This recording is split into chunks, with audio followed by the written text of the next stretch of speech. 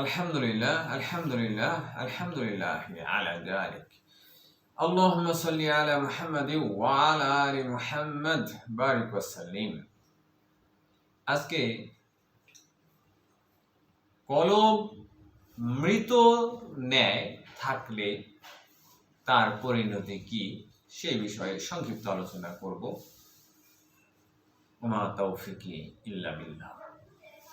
বিসমিল্লাহির রহমানির রহিম। আমরা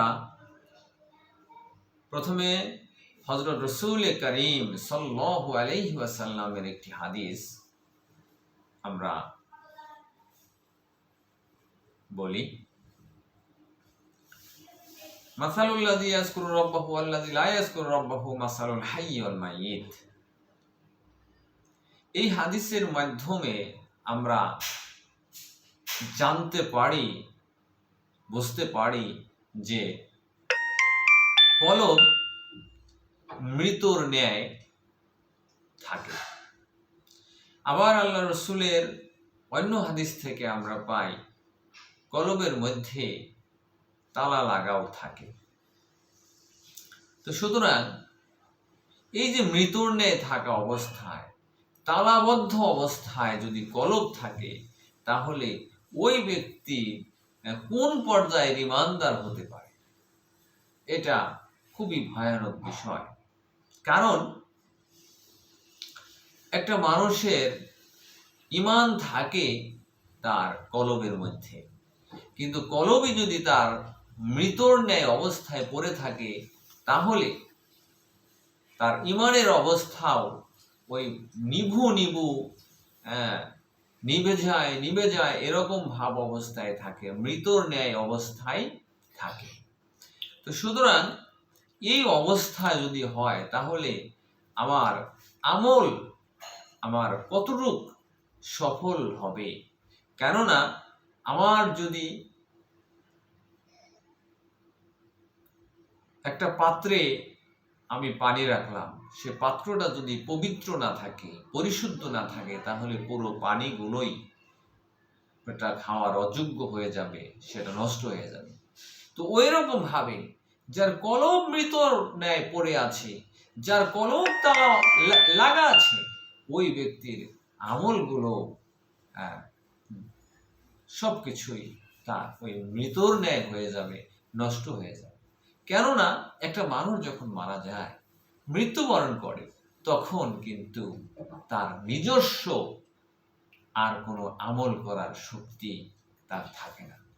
তো ওই রকম ভাবে একটা মানুষ তার ঈমানের দিক দিয়ে, তার কলবের দিক দিয়ে, সে যদি তার কলব যদি মৃতর ন্যায় অবস্থায় থাকে, তাহলে ওই ব্যক্তির আমলগুলো ওই মৃতর ন্যায় হয়ে যায়।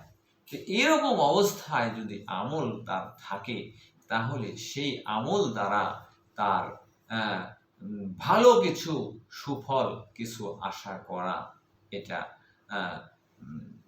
সম্পূর্ণই একটা ভুল। কেননা আমি যদি পরীক্ষার খাতায় আমি ভালো কিছু লিখি, তাহলে আমার ভালো কিছু পাওয়ার আশা থাকে। আর যদি আমি খারাপ কিছু লিখি, যথাযথ উত্তর আমি লিখতে না পারি, তাহলে আমার ভালো কিছু আশা করা এটা একটা বোকামির শামিল ছাড়া কোনো কথাই হতে পারে না। তো সুতরাং আমাদেরকে সেই কলব অবশ্যই আমাদের চিন্তা করতে হবে, তাহলেই আমাদের ঈমানের শক্তি, ঈমানের নূর আমাদের বেশি বেশি আমাদের আসবে এবং আমরা সফলতার দিকে আমরা এগিয়ে যাব। কেননা আল্লাহ রাসূল সাল্লাল্লাহু আলাইহি ওয়াসাল্লাম বলেছেন যে আলা ইন্না ফিল জাসাদি মুদগাতান ইযা সালুহাল জাসাদু কুল্লুহু ওয়া ইযা ফাসাদাল জাসাদু কুল্লুহু আলা ওয়াহিয়াল কলব। সাবধান জেনে রাখো, প্রত্যেকটা মানুষের শরীরে এমন একটা বস্তুর টুকরা থাকে, সেটা যদি ঠিক হয়ে যায়, সমস্ত শরীরই তার ঠিক হয়ে যায়। আর সেটা যদি অশুদ্ধ হয়ে যায়, সমস্ত শরীরই তার অশুদ্ধ হয়ে যায়, সমস্ত আমল আখলাক তার অশুদ্ধ হয়ে যায়। আর তোমরা শুনে রাখো ওই গোস্তের টুকরাটার নামই হচ্ছে কলব। সুতরাং ওই কলব নামক টুকরোটাকে পরিশুদ্ধ করাই হচ্ছে আমাদের ইমানদারের প্রধান লক্ষ্য হওয়া উচিত। কেননা এই কলব ঠিক সব ঠিক, কলব বেঠিক সব বেঠিক। সুতরাং আমাদেরকে অবশ্যই এই কলব পরিশুদ্ধ করতে হবে। কেননা হাসরের ময়দানে বিশুদ্ধ কলবই একমাত্র কাজে আসবে। আল্লাহ পাক রব্বুল ইজ্জত ওয়াল জালাল তিনি সূরা শুআরার মধ্যে বলেছেন, ইয়াউমা লা ইয়ানফাউ মালু ওয়ালা বানুন ইল্লা মান আতাল্লাহা বিকলবিন সালিম। দুনিয়ার ধন দৌলত সন্তান সন্ততি কোনো কিছুই হাসরের ময়দানে কাজে আসবে না, একমাত্র বিশুদ্ধ কলব ছাড়া, সালিম কলব ছাড়া আর কোনো কিছুই কাজে আসবে না। সুতরাং এই বিশুদ্ধ কলব আমার তৈরি করতে গেলে আমার অবশ্যই আমার ওই কলব জিন্দা করতে হবে, ওই কলব আমার পরিশুদ্ধ করতে হবে। তাহলেই আমার হাসরের ময়দানে আমি ওই কলব নিয়ে যদি আমি উপস্থিত হতে পারি, তাহলে আমার জন্যই হবে সুসংবাদ।